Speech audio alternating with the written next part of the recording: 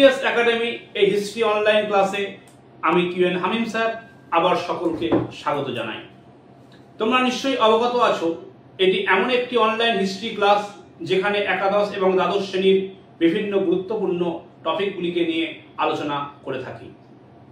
আমি আজকের এই অনলাইন ক্লাসে এবছর যারা দ্বাদশ শ্রেণীতে পড়ছে 2025 সালে উচ্চ মাধ্যমিক পরীক্ষা দেবে তাদের জন্য চতুর্থ অধ্যায় থেকে একটি গুরুত্বপূর্ণ প্রশ্ন হলো বাংলার নবজাগরণের প্রকৃতি ও সীমাবদ্ধতা আলোচনা করো, এই সংক্রান্ত টপিক নিয়ে আজ আমি আলোচনা করতে বসেছি। আশা করি তোমরা প্রত্যেকে এই চ্যানেলটি নিয়মিত ফলো করছো এবং যদি তোমরা এই চ্যানেলটি সমস্ত ভিডিওগুলো নিয়মিত ফলো করো আমি নিশ্চিত তোমরা এইচএস পরীক্ষায় 90%-এর উপর তোমরা কিন্তু নাম্বার তুলতে পারবে, কারণ এখানে পার্টিকুলার সেই বিষয়গুলো নিয়ে আলোচনা করা হয় যেগুলি তোমাদের জন্য খুবই ইম্পর্টেন্ট আছে এবং এখানে একদম যেটুকু পয়েন্ট বাই পয়েন্ট নোট লিখলে তোমরা নাম্বার বেশি পেতে পারো সেই ধরনের নোট ভিত্তিক এখানে কিন্তু আলোচনা করা হয়ে থাকে। আমি শুরু করছি আজকের আমার টপিক বাংলায় নবজাগরণের প্রকৃতি এবং তার সীমাবদ্ধতা আলোচনা করো। প্রথমেই বলতে হয় ব্রিটিশ ইস্ট ইন্ডিয়া কোম্পানি প্রথম বাংলা তথা বাংলাদেশে নিজেদের আধিপত্য প্রতিষ্ঠা করেছিল। 19বিংশ শতাব্দীতে সংগঠিত নবজাগরণ বা রেনেসাঁসের অন্যতম প্রধান পীঠস্থান ছিল এই বাংলা। রাজা রামমোহন রায়, ঈশ্বরচন্দ্র বিদ্যাসাগর, ডিরোজিও প্রমুখ ছিলেন এই নবজাগরণের ধারক ও বাহক। তোমরা প্রত্যেকে নিশ্চয়ই অবগত আছো যে ভারতবর্ষে যে ব্রিটিশ শাসনটা শুরু হয়েছিল সেই ইস্ট ইন্ডিয়া কোম্পানির প্রথম শাসন কিন্তু শুরু হয়েছিল এই বাংলা থেকেই, অর্থাৎ ভারতবর্ষে ইংরেজদের যে শাসনের সূচনা এই বাংলা থেকেই শুরু হয়েছিল। তাই যত বড় বড় বিপ্লব, যত বড় বড় পরিবর্তন এই বাংলাতেই কিন্তু প্রথম এসেছিল। একটা কথা আমরা জানি যে বাংলা আজ যা ভাবে ভারত কাল তা ভাববে, অর্থাৎ বাংলাকে সব ক্ষেত্রেই অগ্রণী জায়গায় রাখা হয়। ভারতবর্ষে যে নবজাগরণ হয়েছিল 19বিংশ শতাব্দীতে তারও কিন্তু প্রথম শুরু এই বাংলা থেকেই হয়েছিল। 19বিংশ শতকে এই বাংলা নবজাগরণে যারা উল্লেখযোগ্য ভূমিকা রেখেছিলেন তারা হলেন রাজা রামমোহন রায়, ঈশ্বরচন্দ্র বিদ্যাসাগর, ডিরোজিও প্রমুখরা। তারা তাদের বিভিন্ন সংস্কার কর্মসূচির মাধ্যমে, তারা তাদের বিভিন্ন সাহিত্যিক লেখনীর মাধ্যমে তারা কিন্তু বাংলায় সমাজ সংস্কৃতির ক্ষেত্রে একটা বিরাট আলোড়ন, বিরাট পরিবর্তন এনেছিলেন এবং সেইভাবেই তারা বাংলা নবজাগরণের সূত্রপাত করেছিলেন। তো এই বাংলায় নবজাগরণ সম্পর্কে আলোচনা করতে হলে প্রথমেই আমাদের জানতে হবে নবজাগরণ কি। নবজাগরণ বলতে কি বোঝায়? নবজাগরণের ইংরেজি প্রতিশব্দ হলো রেনেসাঁস, যা হলো একটি ফার্সি শব্দ। ষোড়শ-সপ্তদশ শতকে ইউরোপে শিক্ষা, সংস্কৃতি, শিল্প, অর্থনীতি, রাজনীতি ও সামাজিক ক্ষেত্রে যে পরিবর্তন সূচিত হয় তাই ছিল নবজাগরণ। পাশ্চাত্য শিক্ষা বিস্তারের সূত্রে 19 শতকে বাংলায় শিক্ষা সংস্কৃতির ক্ষেত্রে যে পরিবর্তন ঘটেছিল তাকে অনেকেই নবজাগরণ বলে উল্লেখ করেছেন। তাহলে নবজাগরণ শব্দটি এসছে একটি ফার্সি শব্দ রেনেসাঁস থেকে।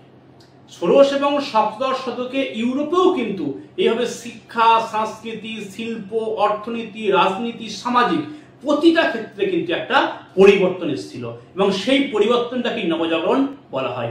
বাংলার ক্ষেত্রেও কিন্তু বাংলার সাহিত্য এবং সংস্কৃতির ক্ষেত্রে এই পরিবর্তন এসেছিল বলে এটিকে বাংলায় নবজাগরণ বলা হয়। এরপর আমি আলোকপাত করব এই যে বাংলায় নবজাগরণ ঘটেছিল, এই নবজাগরণের স্রষ্টা কারা ছিলেন। ভারত তথা বাংলায় নবজাগরণের স্রষ্টা ছিলেন প্রাচ্য ও পাশ্চাত্যবাদী প্রবক্তাগণ। সনাতন হিন্দু ঐতিহ্যে বিশ্বাসী মনীষীরা যেমনভাবে পাশ্চাত্য শিক্ষা সংস্কৃতির প্রয়োজনীয়তা অনুভব করেছিলেন, ঠিক তেমনভাবে পাশ্চাত্যবাদী মনীষীরাও উপলব্ধি করেছিলেন প্রাচ্যের সংস্কৃত শিক্ষার প্রয়োজনীয়তা। উভয় গোষ্ঠী বুঝেছিলেন প্রাচ্য এবং পাশ্চাত্যের শিক্ষা ও সংস্কৃতির মেলবন্ধন দ্বারাই ভারতীয়রা সুসভ্য হয়ে উঠবে। অর্থাৎ এই যে নবজাগরণ বাংলায় ঘটলো, এই নবজাগরণটা শুরু করছে প্রাচ্য এবং পাশ্চাত্য দুই ধরনের, দুই বাদী বা দুই ধরনের প্রবক্তারা। তোমরা হয়তো অনেকেই জানো, প্রাচ্য ক্লাস 10-এ তোমরা পড়ে এসছো যে প্রাচ্যবাদ এবং পাশ্চাত্যবাদী কাদেরকে বলা হয়। বিষয়টা কি না, যখন ইংরেজরা এদেশে তাদের সভ্যতা বা তাদের বিভিন্ন শাসন ব্যবস্থার বিস্তার ঘটাচ্ছে, তখন তাদের মধ্যে একটা চিন্তাধারা তৈরি হয়েছিল যে ভারতবর্ষীকে যদি আমরা শিক্ষিত করে তুলি তাহলে আমাদের বিভিন্ন কাজের ক্ষেত্রে, সরকারি কাজের ক্ষেত্রে তাদেরকে ব্যবহার করতে পারবো। এই যে শিক্ষিত করে তোলার যে চিন্তাধারা, এটা কোন পদ্ধতিতে হবে? পাশ্চাত্য কিছু কিছু গবেষক বলে উঠলেন যে প্রাচ্য ভারতবর্ষীকে শিক্ষিত করে তোলো প্রাচ্যের ভাষায় বা ভারতবর্ষের যে প্রচলিত ভাষা সেই ভাষা দিয়ে। আবার কিছু কিছু বলেছিলেন যে না, ইংরেজি শিক্ষার মাধ্যমে এদেরকে শিক্ষিত করে তুলতে হবে। এইভাবে প্রাচ্য এবং পাশ্চাত্য দুই ধরনের গোষ্ঠী কিন্তু সেই সময়কালে দেখা গিয়েছিল। এই প্রাচ্য এবং পাশ্চাত্যবাদী দুই ধরনের যে গোষ্ঠী ছিল, এই উভয় গোষ্ঠীর কিন্তু মেলবন্ধনের ফলেই কিন্তু এই নবজাগরণটা সংগঠিত হয়েছিল। কারণ সনাতন হিন্দু ঐতিহ্যের বিশ্বাসী যে মনীষীরা ছিলেন, সেই মনীষীরা পাশ্চাত্য শিক্ষা সংস্কৃতির প্রয়োজনীয়তা যেমন অনুভব করেছিলেন ঠিক তেমন ভাবেই পাশ্চাত্যবাদী মনীষীরাও কিন্তু উপলব্ধি করেছিলেন যে প্রাচ্যের ভাষাটাও কিন্তু প্রয়োজন আছে। কাজে উভয়ের প্রয়োজনীয়তাকে গুরুত্ব দিয়ে, উভয়ের প্রয়োজনীয়তা উপলব্ধি করে এই মেলবন্ধনের দ্বারাই কিন্তু ভারতবর্ষের নবজাগরণ সংগঠিত হয়েছিল। এরপর আমি মূল বিষয়ে আলোচনায় আসবো যে এই নবজাগরণের প্রকৃতি কি ছিল, বা এই যে ঊনবিংশ শতকে বাংলায় যে নবজাগরণ ঘটলো তার প্রকৃতি কি ছিল। দেখো, ঊনবিংশ শতকের নবজাগরণ নিয়ে কিন্তু ভিন্ন ভিন্ন মত প্রকাশিত আছে। কোনো গবেষকরা বলেন যে এটি অবশ্যই নবজাগরণ ছিল, বিভিন্ন দিকে তারা পরিবর্তনের দিকে ইঙ্গিত করেছেন। আবার কিছু কিছু গবেষক বলেছেন যে না, সে অর্থে নবজাগরণ ছিল না। আমি ধাপে ধাপে দুটো বিষয় নিয়ে আলোচনা করব। 19 শতকের বাংলার নবজাগরণের প্রকৃতি নিয়ে ভিন্ন ভিন্ন মত প্রচলিত আছে। যেমন রামমোহন রায়, বঙ্কিমচন্দ্র চট্টোপাধ্যায়, কেশবচন্দ্র সেন, বিপিনচন্দ্র পাল, অরবিন্দ ঘোষ প্রমুখ 19 শতকে বাংলায় মানসিক এবং সামাজিক স্ফুরণকে নবজাগরণ বলে আখ্যা দিয়েছেন।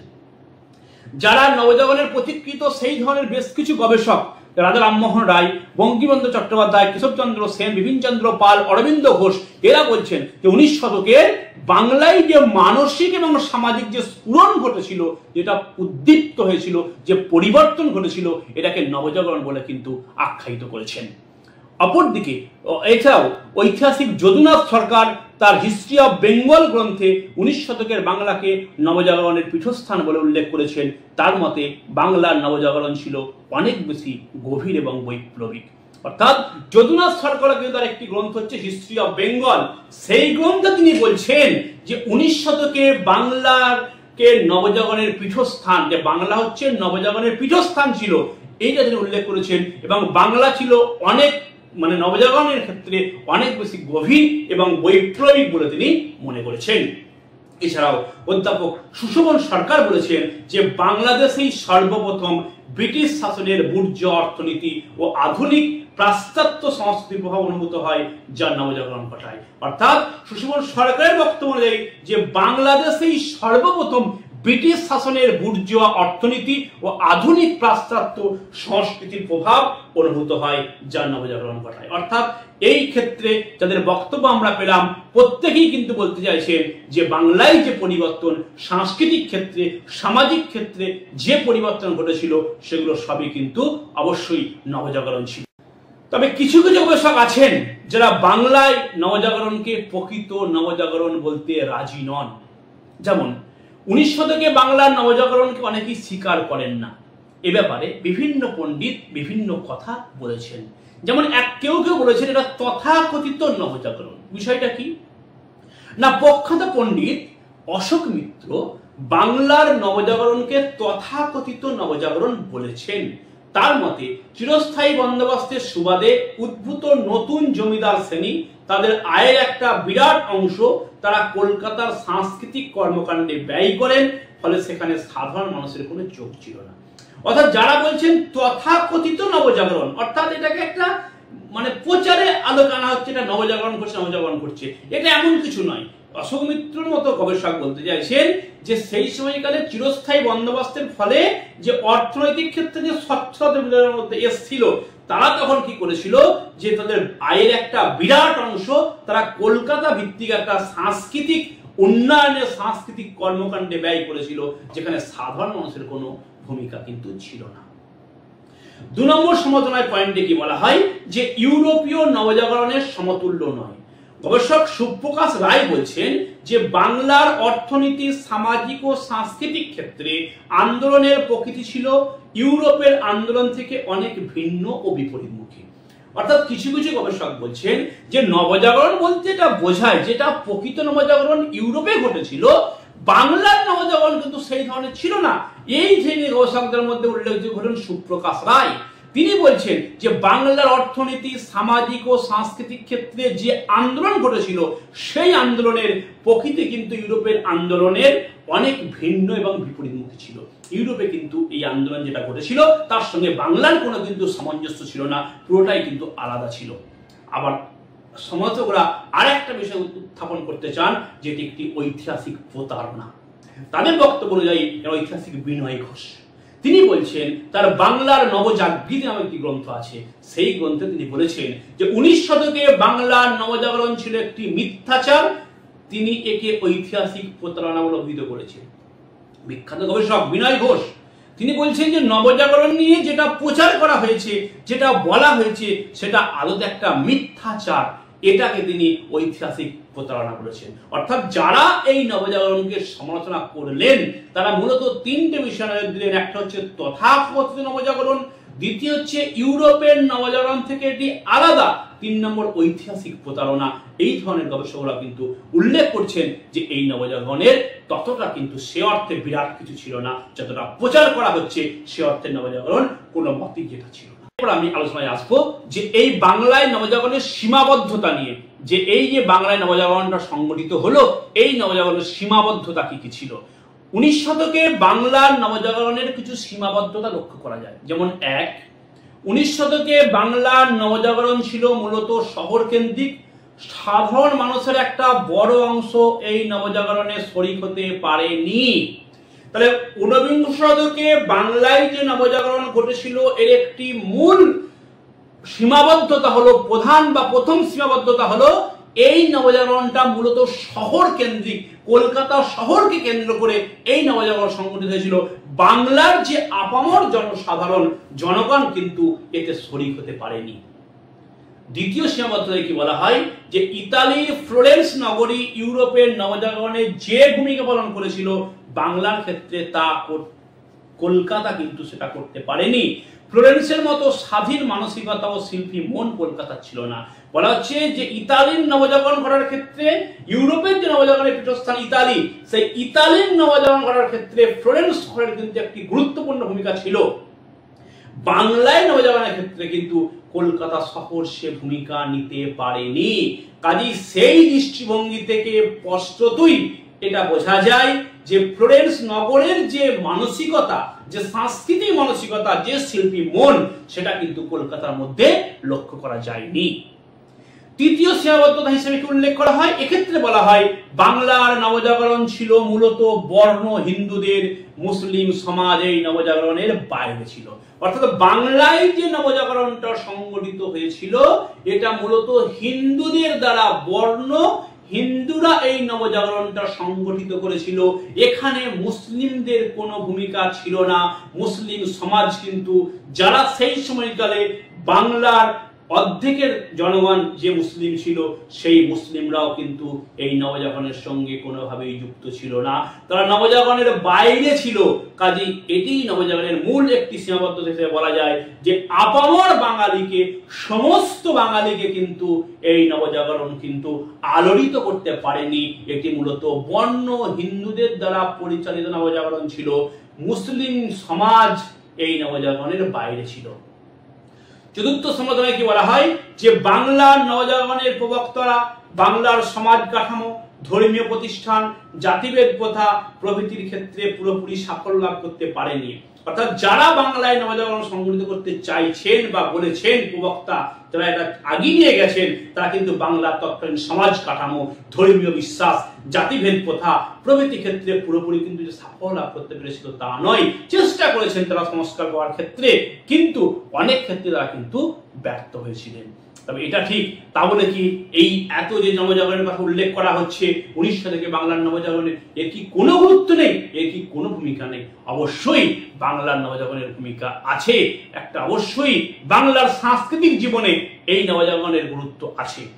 বাংলার নবজাগরণের গুরুত্ব প্রসঙ্গে যে কথাটি বলা হয়, তবে কিছু সীমাবদ্ধতার পাশাপাশি বাংলার নবজাগরণের বেশ কিছু গঠনমূলক দিক ছিল, তা আমরা কখনোই অস্বীকার করতে পারি না।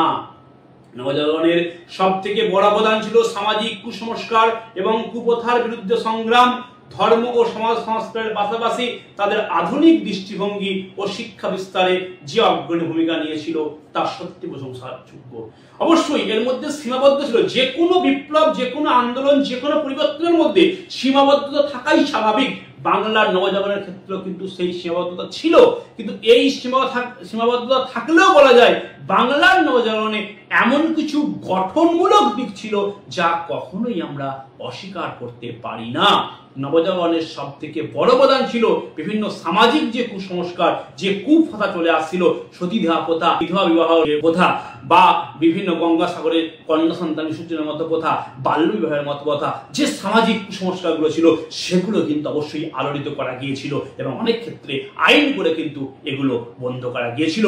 ধর্ম এবং সমাজ সংস্কারের পাশাপাশি এই সকল নবজাগরণের প্রতীক্ষিতদের আধুনিক দৃষ্টিভঙ্গি এবং শিক্ষা বিস্তারের ক্ষেত্রেও তারা কিন্তু অগ্রণী ভূমিকা গ্রহণ করেছিলেন। এছাড়াও পাশ্চাত্য শিক্ষা ও আদর্শ এই যুগে মনীষীদের আকৃষ্ট না করলেও তারা সবসময় পাশ্চাত্যের অন্ধ অনুকরণ করেনি। 19বিংশ শতকে নবজাগরণের ফলে ভারতীয়রা পাশ্চাত্য জ্ঞান, বিজ্ঞান ও সংস্কৃতি সম্পর্কে অবহিত হওয়ার সুযোগ পায়। ভারতীয়দের কাছে এর আগে এই ধারণা স্পষ্ট ছিল না। নবজাগরণের ফলে ভারতীয় সমাজ মধ্যযুগ থেকে আধুনিক যুগে পদার্পণ করে, অর্থাৎ পাশ্চাত্য শিক্ষার যেটা পুরোপুরি সবসময় যে হয়তো আকৃষ্ট হতে পারেনি, যে মনীষীরা পাশ্চাত্য শিক্ষাকে গ্রহণ করতে পারেনি, তাহলেও কিন্তু এরা যে টোটালটা অনুকরণ করেনি, এটা কিন্তু একটি গুরুত্বপূর্ণ বিষয়। যে পাশ্চাত্য শিক্ষাটা তারা যেমন সবটা নিতে পারেনি, টোটাল সেই বিষয়টি কিন্তু অনুকরণ করে আমরা চলবো তা কিন্তু করেনি।